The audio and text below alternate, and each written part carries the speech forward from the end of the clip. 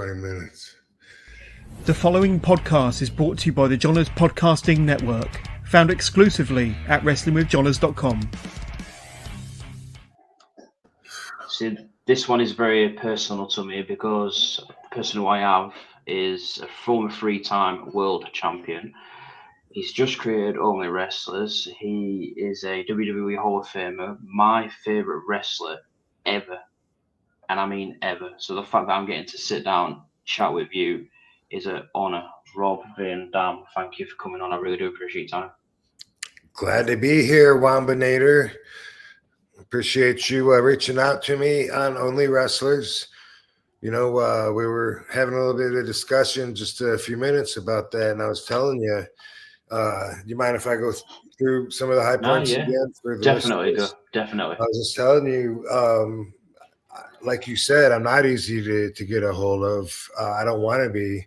I have high standards when it comes to like who I'm working for, wrestling or traveling and doing autograph signings. And a lot of the standards is in the dollar sign. You know, like I have my standards and I don't negotiate. And so I don't have a lot of like feelers out there, or I think it comes across desperate when wrestlers say like, hey, I'm available to take bookings in May, you know. I don't think that's really good for their image, but I get it. And also I didn't grow up in this techie age where everyone relies on the social media to an extent to express themselves. So maybe it's okay, even though it doesn't seem like that to me. But anyway, at OnlyWrestlers, I prioritize, not only do I respond to everyone on there that reaches out to me, either on the message board or contacts me, follows me, but I also share, usually in my stories, what I'm going through, even if it's a doctor's appointment or something that I wouldn't put out on the other platforms. I like to keep my OnlyWrestlers friends a lot closer and share a lot more personal. And that's part of what it's for. It's a platform for fans to follow their favorite wrestlers, you know, come and see them in an autograph signing, have the greatest moment ever, get a picture, instead of walking away and never seeing them again. Now you can follow them on OnlyWrestlers. You can contact them. They might send you messages, maybe daily. Follow them with a story or videos. Everyone can create however they want to on there. As far as the wrestlers, they are now the content creators. In other words, some guys want to put their workouts in. I always say hi when I'm in the gym, but I usually don't keep it on. But we do have the accessibility to do live stream, and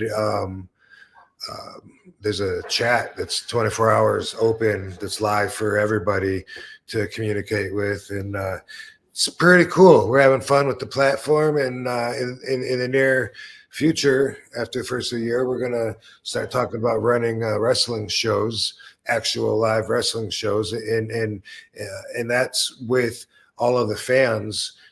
When they join the platform as followers, they also become part of this association, and they have an agenda now. So they vote and they help us make decisions that are increasingly more important as we grow for the wrestling shows. So that's the whole thing. It's OWA, Only Wrestlers Association. It's everyone doing it together, paying attention to what the fans want more than anyone's ever done before that I know of. So pretty fun project. And that's why you got a hold of me here. Definitely. And I'm very grateful for OnlyWrestlers because, like you just mentioned, it means that I've connected with you. This wouldn't have happened if it wasn't for OnlyWrestlers. And OnlyWrestlers is rapidly growing. It's pretty awesome. And I have the idea for quite a while. And everything, you know, kind of came together recently. So there's even more things that are planned for the future, but I don't want to complicate things too much. But I like to explain it in two different halves. The platform where our profiles are, where our followers can contact us. You can subscribe to wrestlers that are on there, myself, Katie Forbes, OnlyWrestlers, will always be free. Some of the other ones are set at $0, and they might change that, whatever, or not. A lot of wrestlers are still coming aboard. Some of them are waiting for me to teach them how to use it. But it is another platform, but it's one like no other. Yeah, it's definitely going to get even bigger in 2025. It's rapidly growing, and big things are going to be coming.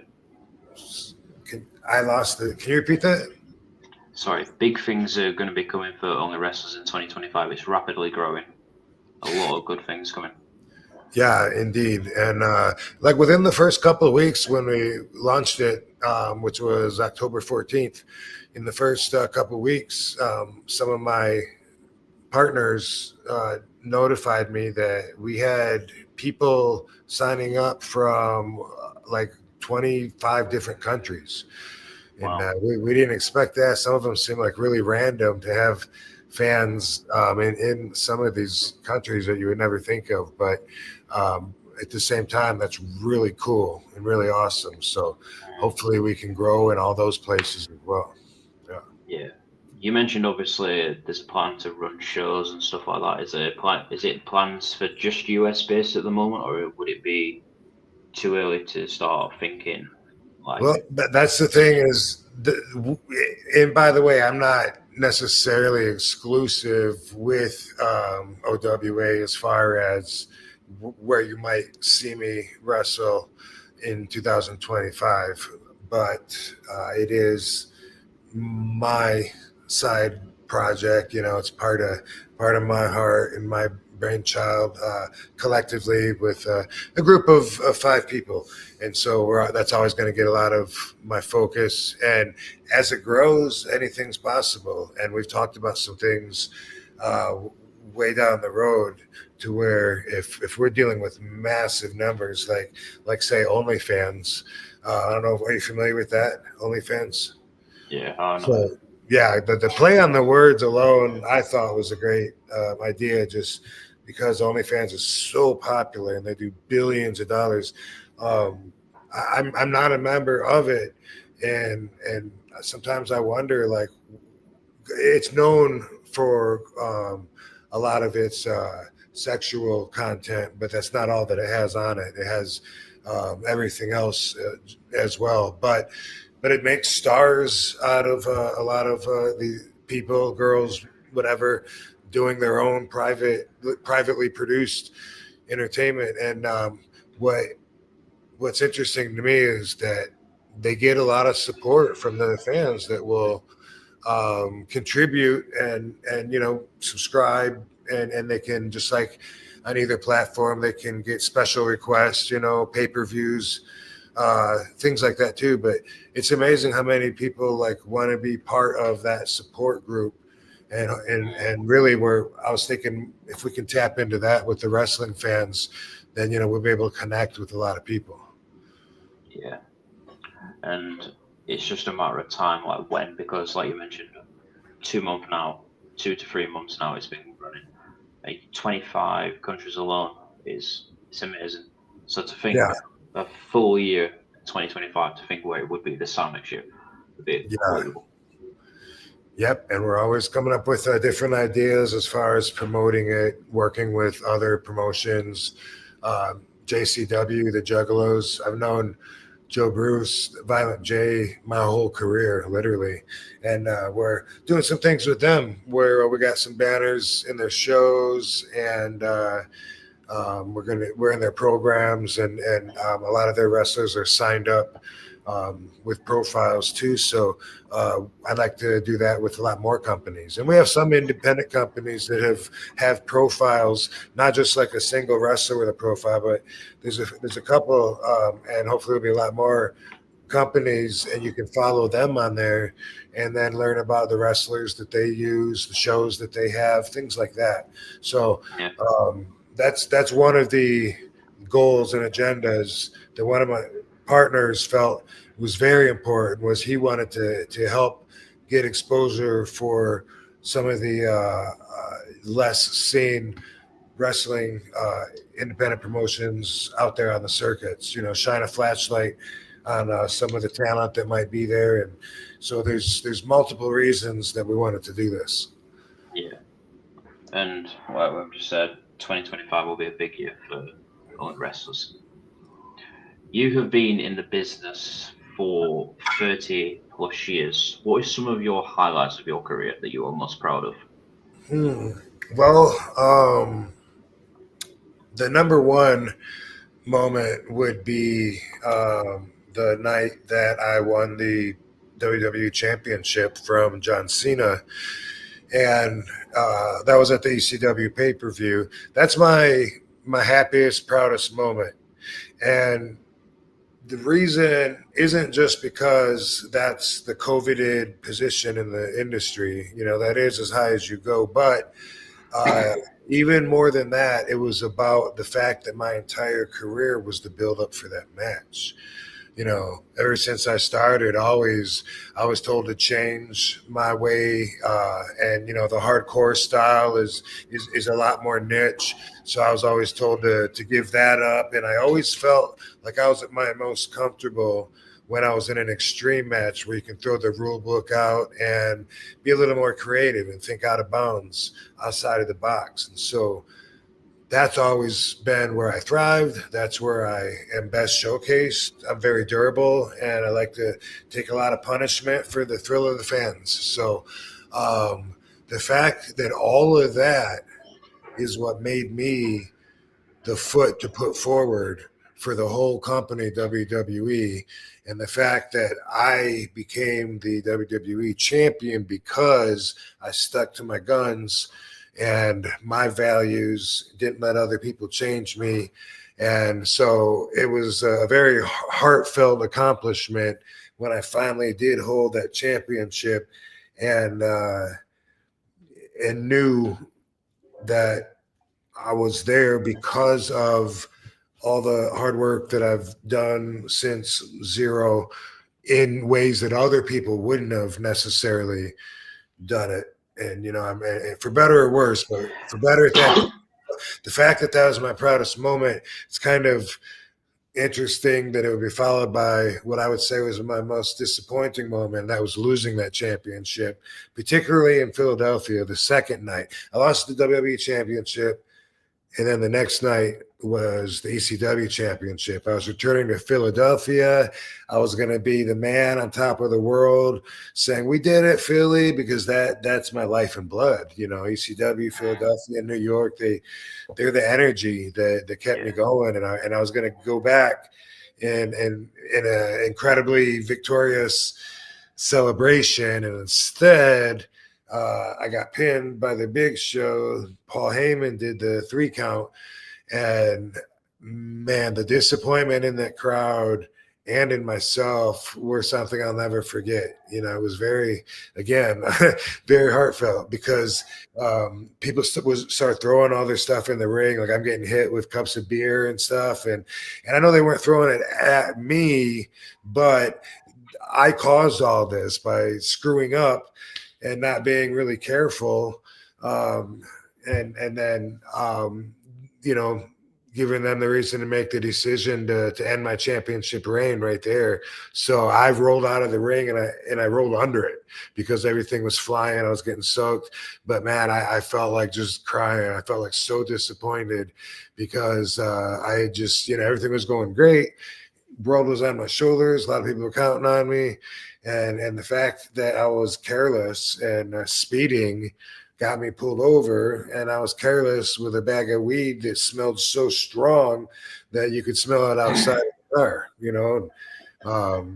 Had I been more careful, I would have gone the speed limit, maybe had the weed wrapped up in a smell-proof container, maybe in the back, not right here in the center console, and even spraying Ozium. Like we actually had Ozium, and I told Sabu, hey, spray the Ozium because I didn't want to look like I was reaching for anything.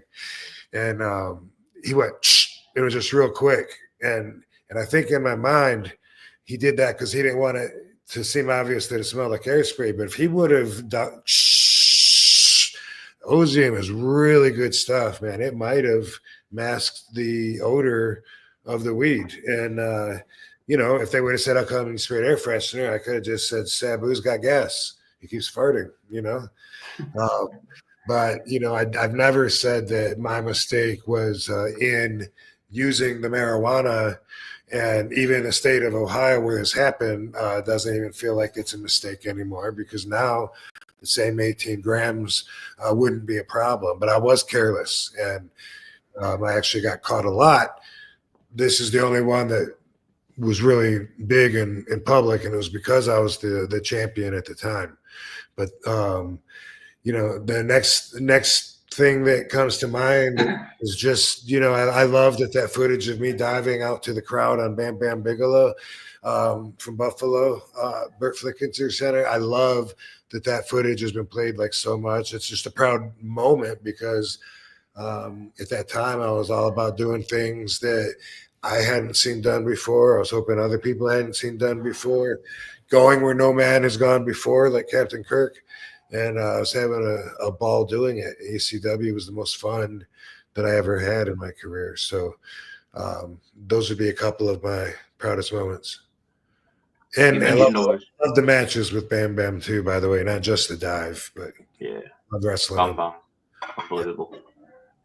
You mentioned obviously the ECW One Night Stand in 2006. That the crowd was on fire that night. John Cena got so much shit. He was, I don't think he prepared himself as much. Yeah, nobody could have known exactly how the crowd. He knew that the cards were stacked up against him. He was ready to get booed and to have people against him. But man, when they threw his shirt back, you could see me laughing over there in the corner. I was like, that is so great, because what's he gonna do? Keep it, and then the rest of the fans will pummel the guy, you know?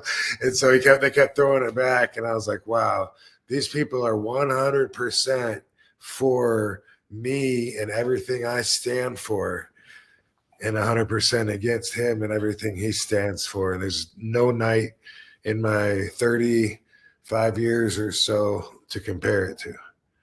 Yeah. That match card that was on there, you was injured the year before. Was there any talks for you to compete? Obviously, I know you was injured, but was there ever any talks before you got injured?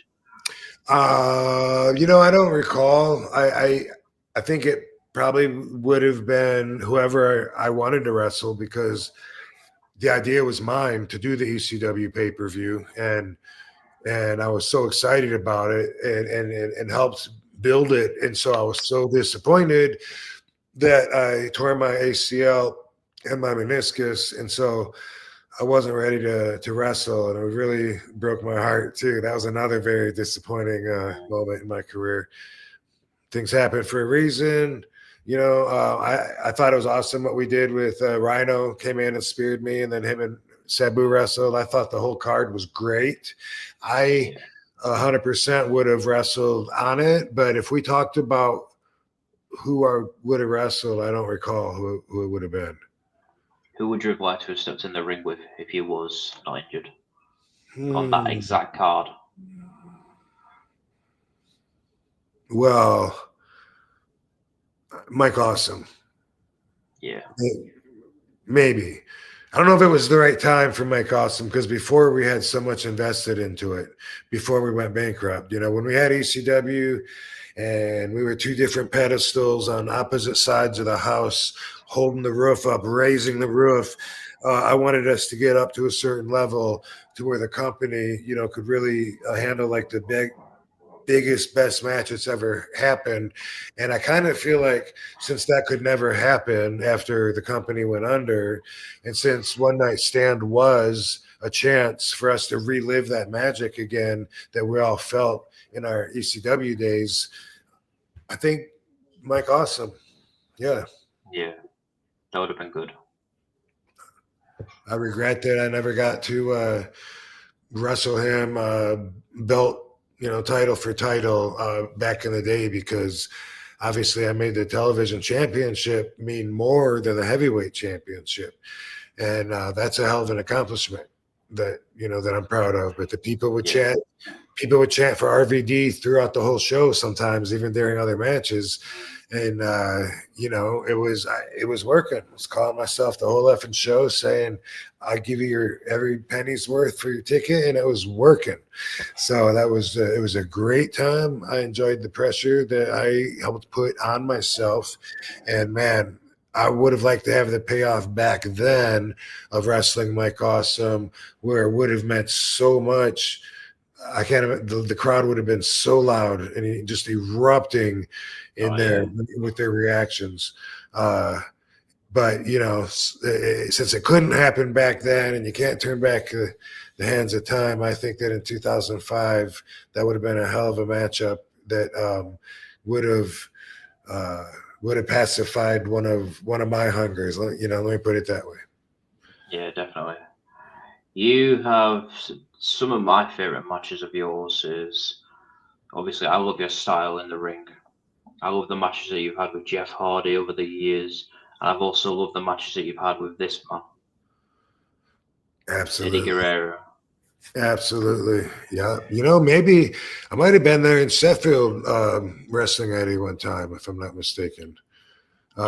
We definitely did some England matches on tour, and I recall specifically, but yeah, what an intense guy and a great wrestler. And so the outcome of putting us together, it was great. And it was great in a way where we weren't best friends, mutual respect, but just, two guys and the way that they both handle their craft clashing together, that recipe is what made those matches. So that's part of what I love about the business. Yeah, but them two, Jeff Hardy and Eddie Guerrero, especially Eddie, the chemistry that you two had was you just couldn't write it. I loved wrestling Jeff Hardy as well. Jerry Lynn and I had some great matches. Of course, me and Sabu. Jerry Lynn. Yes, there we go. Definitely. We set some new standards, he and I, after we wrestled. And the generation now that grew up watching us, like when they do a series of counters, they call it like RVD Jerry Lynn shit. And it's not quite the same, but it's them doing it. And Jerry's a great wrestler, and I saw an opportunity in him to capitalize and showcase both of us. And again, we were setting new standards, raising the level, and glad to have done that with him. Yeah, you did it with him in ECW, and then you also did a match with him in TNA as well. Yes, and I like that match as well. I think they call it a Metal Mayhem match. Yeah. Which was just a hardcore match in my mind, whatever you call it, a ladder match. Same stuff. Well, the ladder match has a different agenda, but it's all about throwing the rule book out, thinking outside the box, capitalizing on what makes me cool. Yeah, definitely. So, do you have an ECW story from back in the day that just sticks to mind that you just think it's just either funny or it's just a memory that you can't get out of your head? Well, here's what comes to mind when you ask me that. One time, I don't remember who all was in my car, but we had pulled over on the highway to at one of the rest areas to take a piss and get some food or whatever. And some other cars from the show with some other wrestlers just happened to pull over at the same time, unless they were following each other and I didn't know. But I was in there at the urinal next to Little Guido from the Full Blooded Italians. And Little Guido had a bag of donut holes, and he had it sitting on the urinal. And he's pissing, and he's reaching in, and he's eating these donuts while he's pissing. And I thought that was so funny. And he's like, "Hey, Rob, you want a donut?" And I was like, "No, I'm good." Didn't eat one. That's my story. So obviously, like we've mentioned, you've been wrestling for 30 plus years, 35 years. What would you like your legacy in professional wrestling to be remembered by? I suppose being unique, being different, standing out, being one of a kind, um, setting, raising the bar, inspiring. Um, that would be that'd be pretty satisfying, if I was just remembered for inspiring everybody by the way that I wrestled, the way I did it differently, being one of a kind, and and winning with it. I hope I inspire people to be themselves and not worry about trying to act like other people or adopt certain values or behavior patterns that society might make you feel pressure to do, even if your intuition or preference tells you that's not for you. Have the guts to just be yourself, and that would please me very much if that was my legacy. Yeah. The ECW arena, the 2300 arena NXT did this year. Was there any talks for you to compete on that show? There was at one time, and I was really looking forward to it, but I found out a little bit before any of that could have happened that I needed to get my blood pressure under control. Oh dear. Yeah. Was it against Javon Evans? Because that would have been a hell of a match. Not exactly. Yeah. Yeah. So maybe against him, maybe there would have been a third guy involved. They had their own thing going on with Wes. But we already knew enough time in advance, that wasn't going to be an option because I had to get a bunch of tests, screenings, stuff like that done. Is that something that you would be open to doing maybe next year if they come back there?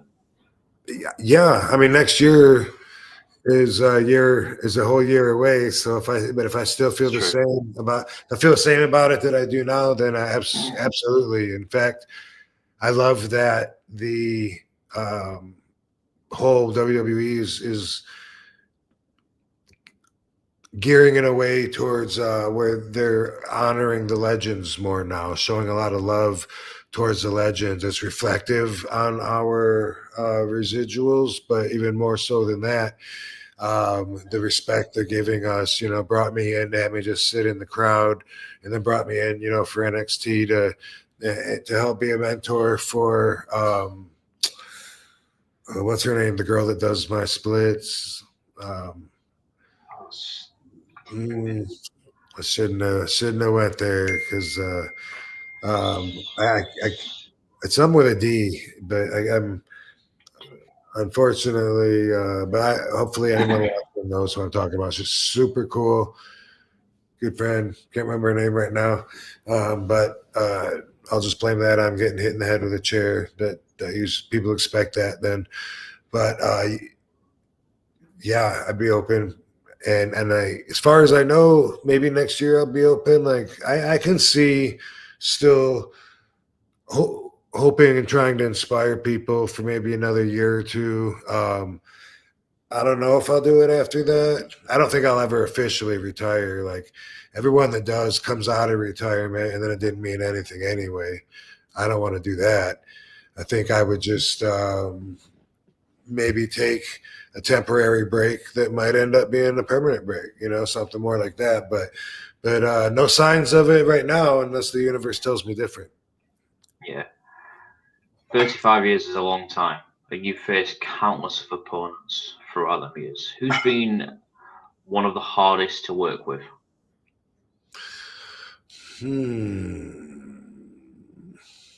mean, at first I think about back when I was like really green and how the veterans would just take over and kind of beat the crap out of you. But that's just part of learning. At least it used to be. So I'm not gonna if I was gonna name a bunch of those guys, it'd be like Mark Starr and it'd be guys in Japan like Kawada. But I kind of get it, even though I wouldn't be the same bully to a young guy coming in. That's not me, but I get that that is part of how people feel their status and keep their hierarchy position. So I get it. It, it would get a little political sometimes in WWE when myself and Chris Jericho would have a match. Like sometimes, and I was just getting introduced to the politics of WWE, and sometimes that'd be really difficult, and it'd be challenging for me mentally. As far as being out there in the ring, no one really comes to mind is being like, I'm sure there probably is a better answer in this, but no one really comes to mind as being like difficult to work with. Okay. Vince McMahon brought ECW back for 4 years from 2006 to 2010. In your opinion, was it a big disappointment? Well, it became one. It wasn't at first. I was very excited when it was happening. Of course, I was going in as the champion, starting and kicking it off, representing. Had some great matches at first with Test, with Bob Holly, with Big Show, with Sabu. Great matches. Maybe some other people. But shortly afterwards, shortly after my suspension, I got suspended for 30 days because of the possession of marijuana. Yeah. So when I came back, things had changed. And now instead of ECW meaning anything goes, which was really cool, now it's one Extreme Rules match per night. It didn't even have to be ECW wrestlers there. They would send SmackDown guys in, Raw guys, confusing everybody, including me, on who was even in ECW at the time, because what are those guys doing here? And they didn't even make it mean anything. So it became very disappointing, and I knew it was doomed when they did that. It made it just like SmackDown Light, except for with not putting any thought or attention towards it, with putting maybe 10% of the advertising budget into the house shows that you do the other ones. And really, I started wondering with some of the things if it was brought back on purpose so that you could squash it out. That became a very credible theory to me. I had enough evidence tell me that that's possible. Yeah, and you've got all the originals like you, Sabu, Tommy Dreamer. You weren't even there long probably, because you departed in 2007. Do you know what I mean? Like, it went from bringing these guys in, like what ECW is, to having, like, no offense to the guy, but Elijah Burke. Do you know what I mean? And yep. The whole Jack Swagger. Do you know what I mean? And on top of that, like, they'd have guys like Kane or Matt Hardy that weren't even part of ECW. It was just confusing. Like, why are they on our TV shows? I always thought they should keep ECW as anything goes, and you could use that as a score to settle with somebody. So then it would make sense if Kane and Matt Hardy got into a beef on SmackDown and said, you know what, I'll see you next week on ECW. And then it means something, because now they're going to beat the crap out of each other. But instead, they just killed it. Yeah, you had Mark Henry there, you had Big Daddy V, you had Boogeyman, and I was like, do you know what I mean? Yeah, I do. It's depressing. Yeah. Have you, over the years, you must have had this question countless of times. I think you might know where I'm going to go with this one. Do you have, I thought this as a kid, some relation to this guy? Only through Adam and Eve, just like you and I, if you're familiar with that story. It's not my last name, and it's also not his last name either. So we both used it because of someone that inspired us. A wrestling promoter gave me that name in 1991, And at that time, I was in my first couple of years of wrestling, so I would wrestle under different names all the time. That's what I was taught. Doesn't matter what they call you, what they do with you, just get ring time. That's what you need when you start out. So I didn't know it would stick. I was like, okay, call me Rob Von Dam. That's how he would say it. And Jean-Claude Van Varenberg, took the name as well. So it's no secret, but a lot of people still don't know about that. Have you been in the same room as him? Yes. Been in the same room with him twice. One time I shook his hand. It was a very brief encounter at Gold's Gym in Venice Beach, California. I mean, not Venice, Italy. Yeah. He's from Belgium, correct? Muscles from Brussels. He's 10 years older than me. October 16th was his birthday, 1960, because mine is December 18th, 1970. I've always known that growing up. I was a fan of his, but I don't remember until someone gave me that name, Renslinker. I don't remember ever hearing that I looked like him until then. And then I started hearing it all the time, even today. Split image. Are you serious? I'm joking. I mean, I see it in some pictures, but it's a real particular look where, I'm like, I don't know, some kind of, I got a big old watermelon for a head, but sometimes I see it, but not like other people. Yeah. So your time in TNA, who was the idea to bring you in, and what was your opinion on your time there? Wow. So originally in 2010, I think it was Hulk Hogan's idea.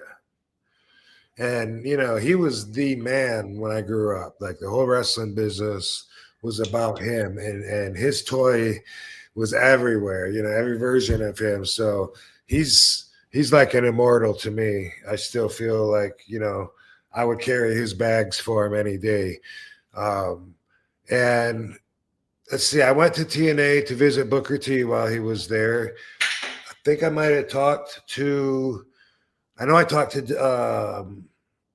was going to call her Debbie, but the lady that ran it, Dixie Carter. Dixie, yeah, sorry. I mean, I know I talked to her, met her. I don't remember what we talked about, and I might have met a couple other people, but it was Hulk Hogan that called me, and it's amazing because I used to do my own podcast way before people even did them.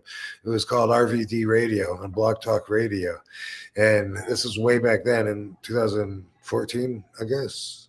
Oh wait, 2009, because I went there in 2010.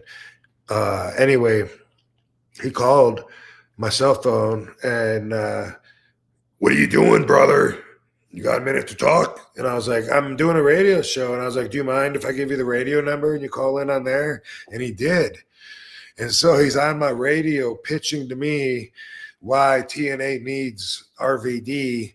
And he stayed on the phone for like an hour. It was like the coolest thing ever, like for me it was anyway. It was amazing. I couldn't believe that. Yeah. And then I was like, explain to me why I should come to TNA. It's like, it's great there, brother. You'll love it. And I don't know what we talked about for so long, but it might be on my website even still at robvandamme.com. But amazing. And,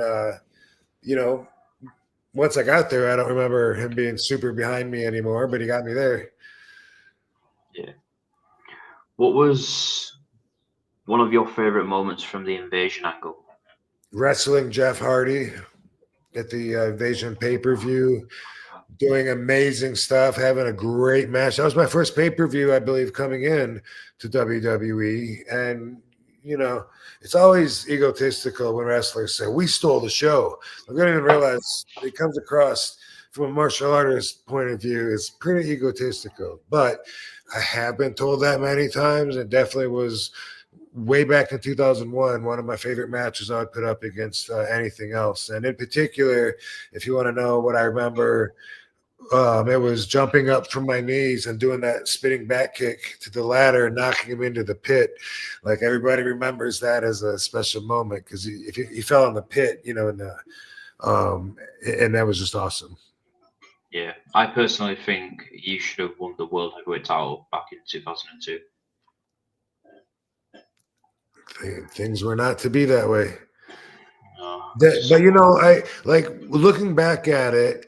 I did have a lot better run than it felt like. You know, like they were really. I was wrestling top guys, beating them, and I get where from the fans watching, they were like, "Hell yeah, he's on fire!" But because of like what you just brought to mind, there's enough times where you're promised certain things and then they're not delivered, and they pull the carpet out from underneath you and they say they're going to do this or that. There's enough times like that to keep my head from ever swelling, and also to keep me from believing anything was going to happen until it really happened. So I felt skeptical and I was adjusting to politics. And so for a lot of that time, you know, I didn't realize that I was doing as good as I was. Mm-hmm. I understand. Would you go back to AEW and fight in 2025? Is that on the cards? No plans of it.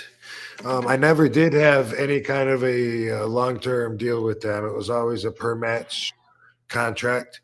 Haven't talked to them since April, and I would have until recently, but now that I have been talking and building a relationship with WWE more, I wouldn't intentionally walk in that direction, you know, but yeah, you never know what could happen.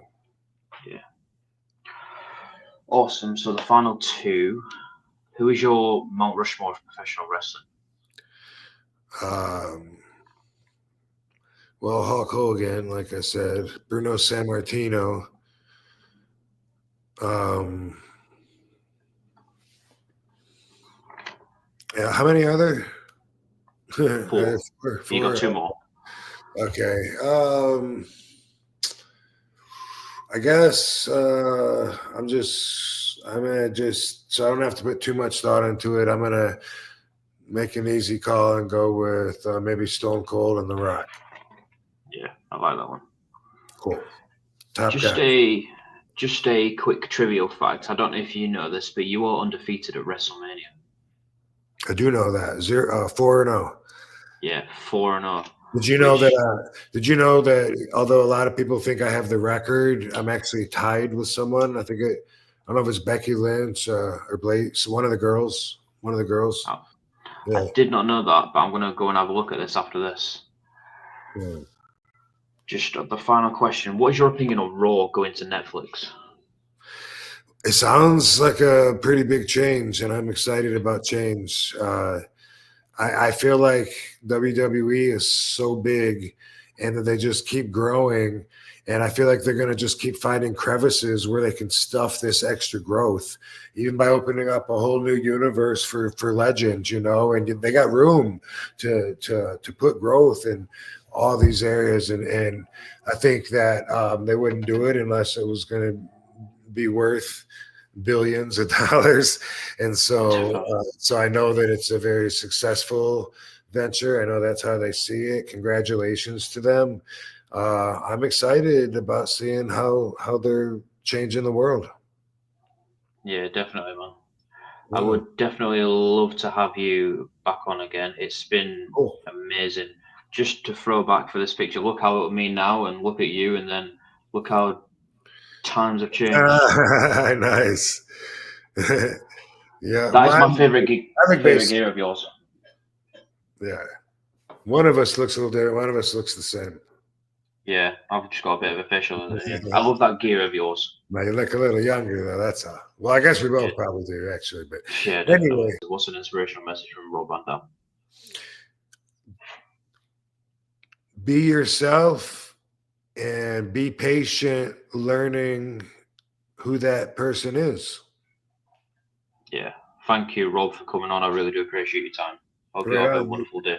Right on, man. You too. I enjoyed it. Okay.